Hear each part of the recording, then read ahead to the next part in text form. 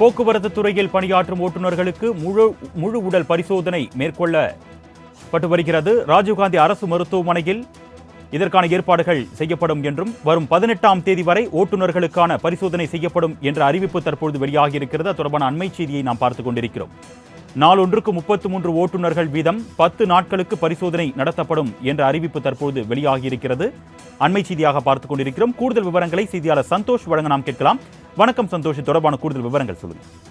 வணக்கம் அருணேஷ். போக்குவரத்து துறையில் பணிபுரியக்கூடிய ஓட்டுநர்களுக்கு முழு உடல் பரிசோதனை என்பதனை மேற்கொள்ளப்படலாம் என்றும் தற்போது தகவல் என்பதும் வெளியாகி இருக்கின்றது.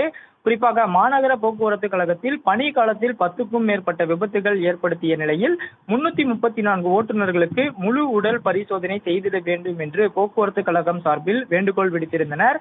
அந்த வகையில் தற்போது எதிர்வரக்கூடிய இந்த 18ஆம் தேதி வரையிலும் சனி ஞாயிறு மட்டுமல்லாமல் மற்ற வேலை நாட்களில் ஓட்டுநர்கள் தற்போது இந்த பரிசோதனையை மேற்கொள்ளலாம் என்றும் தெரிவித்திருக்கின்றனர். சென்னையில் இருக்கக்கூடிய ராஜீவ்காந்தி அரசு பொது மருத்துவமனையில் இந்த ஓட்டுநர்களுக்கான முழு உடல் பரிசோதனை நடத்தப்படும் என்றும் தகவல்கள் தெரிவித்திருக்கின்றனர்.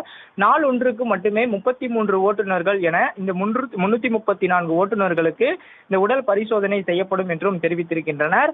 இந்த பரிசோதனையில் 5 மருத்துவர்கள் அடங்கிய குழுவை கொண்டு கண், காது, எலும்பு, ரத்த அழுத்தம், நீரிழிவு, தொண்டை உள்ளிட்டவைகள் பிரச்சனைகளை குறித்தும் இந்த பரிசோதனை மேற்கொள்ளப்படும் என்றும் தெரிவித்திருக்கின்றனர்.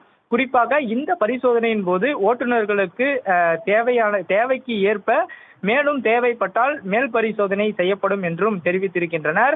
இந்த பரிசோதனையில் ஈடுபடக்கூடிய ஓட்டுநர்கள் காலையில் எந்த பணிமனையில் வேலையில் இருக்கிறார்களோ அந்த பணிமனையில் சென்று வருகை பதிவை மற்றும் பதிவிட்டு அவர்கள் முழு உடல் பரிசோதனையை செய்து கொள்ளலாம் என்று போக்குவரத்து துறை சார்பில் அறிவிப்பு வெளியாகி இருப்பதும் குறிப்பிடத்தக்கது. அருணேஷ்,